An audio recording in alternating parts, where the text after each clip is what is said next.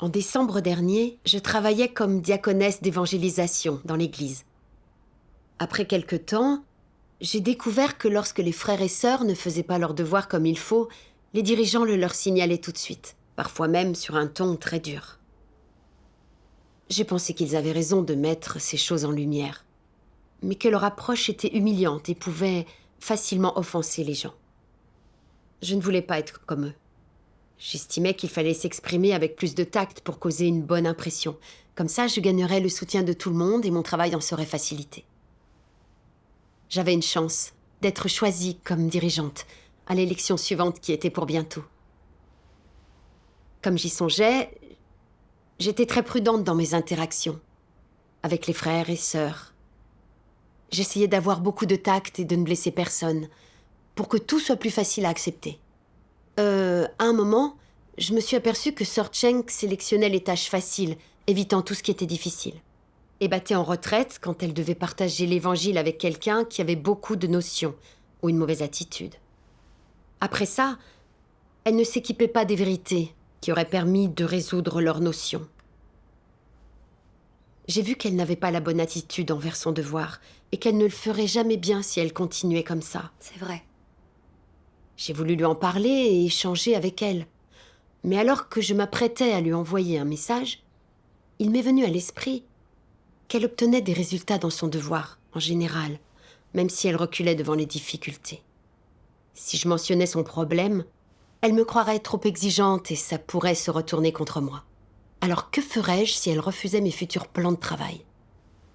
Si je ne faisais pas bien mon devoir, les dirigeants me croiraient-ils assez compétente pour le poste? Alors, pour ne pas l'offenser, au lieu de parler de son problème, je lui ai envoyé un message encourageant. Certains vrais croyants à qui nous partageons l'Évangile ont beaucoup de notions. Nous devons faire preuve d'amour et de patience, prier davantage et nous en remettre plus à Dieu. Plus il y a de difficultés, plus notre foi peut être perfectionnée. Nous ne devons absolument pas reculer. Elle m'a donné raison sur le coup. Mais comme elle ne comprenait pas son problème, elle a continué à éviter tout ce qui était difficile. Elle n'a pas changé du tout. Sauf que je n'avais pas conscience du problème à ce moment-là. J'ai pensé que j'allais bien m'en sortir. D'habitude, ce genre de situation, je la gérais comme ça. Je ne traitais jamais les gens et je n'exposais jamais leur corruption ni leurs défauts. Alors les frères et sœurs étaient tous contents de travailler avec moi et me parlaient volontiers de leurs états. Ça m'a donné encore plus d'assurance dans mon approche. Je pensais que les frères et sœurs avaient une haute opinion de moi et que tout le monde me soutenait vraiment. Plus tard, je me suis rendu compte que sœur Xia était assez arrogante et moralisatrice.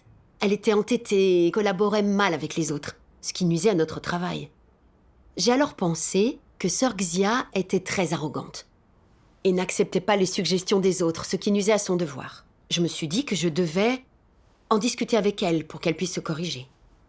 Oui, ça l'aiderait. Oui, c'est vrai. Mais alors je me suis demandé ce que je ferais si je lui faisais remarquer et qu'elle ne l'acceptait pas et se renfrognait. Une fois en réunion, je l'avais entendue dire des choses très positives sur moi. J'avais peur de gâcher la bonne image qu'elle avait de moi si je l'offensais avec mes commentaires. Si elle changeait d'avis sur moi, ça risquait de me coûter ma place de dirigeante. Après y avoir bien réfléchi, j'ai fini par ne pas mentionner la corruption et les défauts de sœur Xia. À la place, j'ai dit « je comprends qu'on puisse avoir de mauvais résultats ou des difficultés, mais tu dois réfléchir sur toi-même et te demander pourquoi. De plus, nous devons bien collaborer avec les frères et sœurs. » J'ai évité le sujet et je me suis contentée de quelques conseils et encouragements.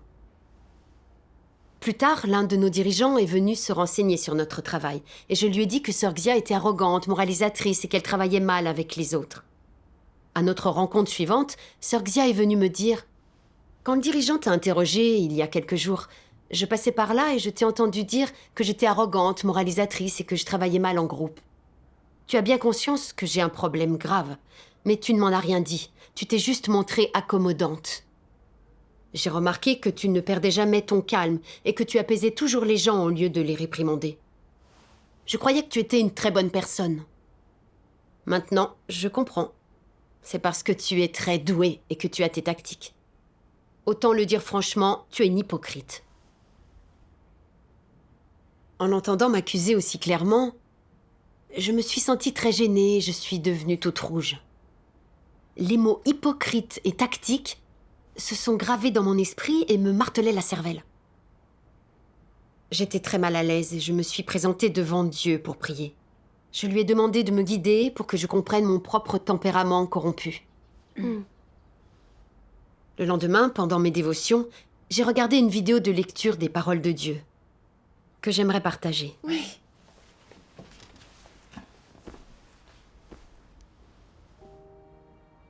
Dieu Tout-Puissant dit « La malhonnêteté est souvent évidente extérieurement. Quand on dit de quelqu'un qu'il est très rusé et fourbe dans ses paroles, c'est de la malhonnêteté. Et quelle est la principale caractéristique de la méchanceté ? La méchanceté, c'est quand les gens disent des choses particulièrement agréables à entendre, quand tout semble être juste, irréprochable et bien, quel que soit l'angle de vue, mais que leurs actions sont particulièrement mauvaises, extrêmement discrètes et difficilement discernables. Pour réaliser leurs ambitions cachées, ils emploient souvent des mots justes et de belles phrases et utilisent certaines doctrines, argumentations et techniques qui sont conformes avec les sentiments des gens afin de leur jeter de la poudre aux yeux. Ils prétendent aller dans une direction, mais en réalité, ils en suivent une autre. C'est cela la méchanceté. Les gens la considèrent souvent comme étant de la malhonnêteté. Ils ont une moindre connaissance de la méchanceté et l'analysent moins également. La méchanceté est en fait plus difficile à identifier que la malhonnêteté, car elle est moins visible et les méthodes et les techniques mobilisées sont plus intelligentes. Lorsque quelqu'un est de tempérament malhonnête, cela ne prend en général que 2 ou 3 jours avant que les autres se rendent compte qu'il est malhonnête, ou que ses actes et les choses qu'il dit révèlent un tempérament malhonnête. Mais lorsqu'on dit d'une personne qu'elle est méchante, cela ne peut pas être discerné en 1 ou 2 jours. En effet, si rien de significatif ou de particulier ne survient à court terme, et si vous écoutez simplement ces paroles, il vous serait difficile de les voir ce qu'ils sont réellement. Ils disent ce qui est juste, font ce qui est juste, et qui peuvent débiter des doctrines à n'en plus finir. Après avoir passé 2 ou 3 jours avec une personne de ce genre, vous pensez qu'elle est une bonne personne, qu'elle est capable de renoncer aux choses matérielles et de se dépenser, qu'elle comprend les choses spirituelles, que son cœur aime Dieu, qu'elle agit consciencieusement et avec raison. Mais ensuite, vous commencez à lui confier des tâches et vous réalisez bientôt qu'elle n'est pas honnête, qu'elle est même plus sournoise que malhonnête, qu'elle est une mauvaise chose. Elle choisit souvent les mots justes, les mots adaptés à la vérité et conformes aux sentiments des gens et à l'humanité, les mots qui sonnent bien, les mots flatteurs pour échanger avec les gens, d'une part pour s'imposer et d'autre part pour tromper les autres, lui conférant statut et prestige parmi les gens. Tout cela envoûte facilement ceux qui sont ignorants, qui ont une maigre compréhension de la vérité, qui ne comprennent pas les choses spirituelles et qui manquent de fondation dans leur foi en Dieu. Voilà ce que font les gens qui ont un tempérament méchant. Amen. En examinant mon comportement, à la lumière des paroles de Dieu, j'ai enfin compris que mon tempérament maléfique dirigeait mes actes. Quand je voyais dans les devoirs de mes frères et sœurs des problèmes qui nuisaient à leur travail, je ne les exposais pas et je n'en parlais pas pour qu'ils pensent tous que j'étais une personne gentille et dise du bien de moi. J'avais clairement vu que Sœur Cheng n'avait pas la bonne attitude envers son devoir, qu'elle ne faisait que ce qui était facile et évitait le reste. Sœur Xia aussi était arrogante et moralisatrice, ce qui nuisait au travail d'évangélisation de l'Église. J'aurais dû leur parler de ces choses et échanger avec elles pour les aider. Mais j'avais peur de ce qu'elles penseraient de moi, qu'elles cessent de me soutenir dans mon travail, et que les dirigeants aient une mauvaise opinion de moi si mes résultats en souffraient. Alors je n'ai rien fait. Je me suis contentée de dire des choses gentilles et fausses pour les encourager. De cette manière, je protégeais les relations que j'avais avec elles et mon image. Et elles seraient gentilles et continueraient à apprécier mon travail. Je faisais d'une pierre deux coups. Je leur jetais de la poudre aux yeux. J'étais rusée et manipulatrice. Je les avais trompées en les incitant à croire que j'étais attentionnée et compréhensive. Du coup, elles m'admiraient vraiment. Je n'ai vu qu'à ce moment-là que j'avais un tempérament maléfique et sournois. Sans l'accusation de Sœur Xia et les révélations des paroles de Dieu, je ne comprendrais toujours pas mon tempérament maléfique. Je ne me rendais jamais compte et n'aurais aucune idée de sa gravité. J'ai pris conscience que mes actes avaient été maléfiques et méprisables, qu'ils dégoûtaient Dieu et révoltaient les autres. Ensuite, j'ai lu ceci dans les paroles de Dieu.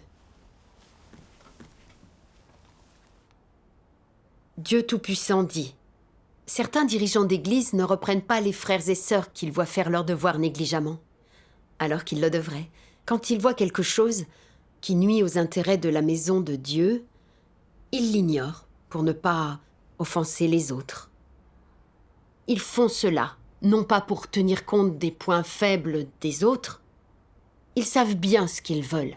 Si je continue comme ça et ne fais offense à personne, on pensera que je suis un bon dirigeant. On aura une haute opinion de moi. Je serai celui qu'on préfère et on m'appréciera. Peu importe les torts causés aux intérêts de la maison de Dieu, et peu importe combien les élus de Dieu sont gênés dans leur entrée dans la vie, ou combien leur vie d'église est perturbée. Ces gens-là suivent la philosophie satanique qui consiste à ne faire aucune offense. Ils ne se sentent jamais coupables. Au mieux, ils mentionnent incidemment un problème, puis tournent définitivement la page. Ils n'échangent pas sur la vérité, ni ne relèvent l'essence des problèmes des autres, et analysent encore moins les états d'esprit des gens. Ils ne les amènent pas à la réalité vérité. Ils ne communiquent jamais ce qu'est la volonté de Dieu. Les torts que les gens causent souvent, ou les sortes de tempéraments corrompus que les gens révèlent. Ils ne résolvent pas ces problèmes pratiques, mais font preuve d'une indulgence permanente envers les points faibles et le pessimisme des autres, et même envers leur négligence. Ils laissent toujours les comportements de ces personnes survenir, sans les nommer comme il faut. Et, précisément parce qu'ils agissent ainsi, la plupart des gens en viennent à penser « Notre dirigeant est comme une mère pour nous. Il comprend même nos points faibles mieux que Dieu. Notre stature est peut-être trop petite pour que nous soyons à la hauteur des exigences de Dieu, mais elle nous suffit pour être à la hauteur de celle de notre dirigeant. Il est pour nous un bon dirigeant. » Si les gens nourrissent de telles pensées, s'ils ont ce genre de relation avec leur dirigeant et une telle impression le concernant, et éprouvent autant de dépendance, d'admiration, de respect et d'adoration envers lui, alors comment le dirigeant en question devrait-il se sentir ? Si, dans cette affaire, il éprouve une certaine culpabilité, une certaine gêne, et estime avoir une dette envers Dieu, il ne devrait alors pas faire une fixation sur le statut ou l'image que les autres se font de lui dans leur cœur. Il devrait témoigner de Dieu et l'exalter, pour qu'il ait une place dans le cœur des hommes et pour que les hommes le révèrent pour sa splendeur. Ce n'est qu'ainsi qu'il aura vraiment le cœur en paix, et celui qui agit de la sorte est quelqu'un qui poursuit la vérité. Si, cependant, ce n'est pas là le but de ses actions, et qu'au contraire, il emploie ses méthodes pour inciter les gens à s'écarter de la vraie voie et à abandonner la vérité, allant jusqu'à tolérer la négligence et l'irresponsabilité des gens dans l'accomplissement de leurs devoirs, avec comme objectif d'occuper une certaine place dans le cœur des hommes et de remporter leur sympathie. N'est-ce pas là une tentative de rallier les gens à sa cause ? Et n'est pas là quelque chose de maléfique et de détestable ? C'est abject. Amen. Voyant ce que les paroles de Dieu révélaient, j'ai compris qu'agir d'après mon tempérament maléfique revenait à tromper les gens et les gagner à ma cause, pour tenter de les posséder, de les contrôler. C'était contraire à Dieu, exactement la manière dont un antéchrist se comportait. Je n'ai pas pu m'empêcher d'être effrayée par cette idée. Afin de protéger la place que j'occupais dans les cœurs des autres et mes chances d'être élue dirigeante. Quand je voyais des problèmes dans les devoirs des frères et sœurs, je ne les leur faisais pas remarquer et je n'échangeais pas sur la vérité pour les résoudre. À la place, je disais des choses gentilles pour que les autres m'apprécient et me voient comme une personne délicate et aimante. Sans m'en rendre compte, je rassemblais de plus en plus de fidèles. Finalement, non seulement les gens que je trompais ne pouvaient pas voir clairement leurs problèmes et les résoudre, mais leur entrée dans la vie était compromise. Ils m'admiraient et m'idolâtraient. C'était si maléfique et méprisable de ma part. Mon manque de considération pour les vies des frères et sœurs et mon indulgence quand ils faisaient leurs devoirs selon leur corruption avaient nui à notre travail d'église. J'avais agi comme un laquais de Satan, perturbant le travail de la maison de Dieu. Oui. L'ayant compris, j'ai commencé à haïr ma corruption du fond du cœur. Je me suis présentée devant Dieu pour prier et me repentir. J'ai dit « Ô Dieu, tes paroles m'ont permis de voir que mon tempérament maléfique était grave et que j'empruntais le chemin d'un antéchrist. Je veux me repentir, renoncer à mes mobiles personnels et ne plus me laisser gouverner par mon tempérament maléfique. » Amen. Après ma prière, j'ai pensé à ces paroles de Dieu. L'Éternel Dieu donna cet ordre à l'homme. Tu pourras manger de tous les arbres du jardin. Mais tu ne mangeras pas de l'arbre de la connaissance, du bien et du mal. Car le jour où tu en mangeras, tu mourras. As-tu un aperçu du tempérament de Dieu dans ces brèves paroles qu'il a prononcées? Ces paroles de Dieu sont-elles vraies? Sont-elles trompeuses? Sont-elles fausses? Sont-elles intimidantes? Non. Dieu a honnêtement, franchement et sincèrement dit à l'homme ce qu'il peut manger et ce qu'il ne peut pas manger. Dieu a parlé clairement et simplement. Y a-t-il un sens caché dans ces mots? Ces mots ne sont-ils pas directs? Est-il nécessaire de conjecturer? Non. Deviner n'est pas nécessaire. Leur signification est évidente d'un coup d'œil. À première lecture, on comprend très bien leur sens. C'est-à-dire, ce que Dieu veut dire et ce qu'il veut exprimer viennent de son cœur. Ce que Dieu exprime est pur, direct et clair. Il n'y a pas de motif secret, ni aucune signification cachée. Il parle à l'homme directement, lui disant ce qu'il peut manger et ce qu'il ne peut pas manger. Amen. En lisant cela, j'ai senti à quel point Dieu était sincère avec nous. Quand Dieu a donné des ordres à Adam, il lui a très bien expliqué ce qu'il pouvait manger et ce qu'il ne pouvait pas, afin que l'homme sache clairement quoi faire. Il n'y avait rien de déroutant ni de trompeur dans les paroles de Dieu. Il n'y avait ni artifice ni supercherie dans ses paroles. C'est vrai. Dieu voulait juste le bien de l'humanité. Il pensait sincèrement à nous. Il a parlé de manière absolument honnête avec l'homme. J'ai vu que l'essence de Dieu était sincère, sainte, bienveillante et aimante. Il mérite notre confiance et notre admiration. Oui. Quant à moi, je n'étais pas sincère du tout avec les frères et sœurs. Tout ce que je disais et faisais était souillé par mes mobiles personnels. J'étais pleine de mensonges et fourbe. Je trompais les gens, je me servais d'eux. Et surtout, je leur faisais du mal.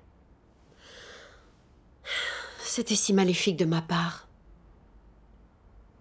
Quand je l'ai compris, Je me suis sentie terriblement coupable et pleine de regrets. Après ça, je suis allée voir Sœur Xia et Sœur Cheng. Et je leur ai parlé de mon tempérament corrompu. Je leur ai aussi avoué les problèmes que j'avais vus dans leurs devoirs. Mais au lieu d'avoir une mauvaise opinion de moi, elles m'ont dit que leur signaler leurs problèmes les aiderait à les prendre à cœur, et qu'autrement, elles ne se seraient pas rendues compte de leur gravité. Elles ont ajouté qu'à l'avenir, je devais leur parler si jamais il y avait d'autres problèmes. J'ai vu quelques changements en elles après ça, et elles ont commencé à mieux travailler. Ça m'a rendue très heureuse. Dieu soit loué. Dieu soit loué. Ensuite, pendant mes dévotions, je me suis efforcée de trouver des solutions à mon tempérament corrompu dans les paroles de Dieu. J'ai regardé des vidéos de 2 passages des paroles de Dieu. Regardons-les ensemble. Avec joie.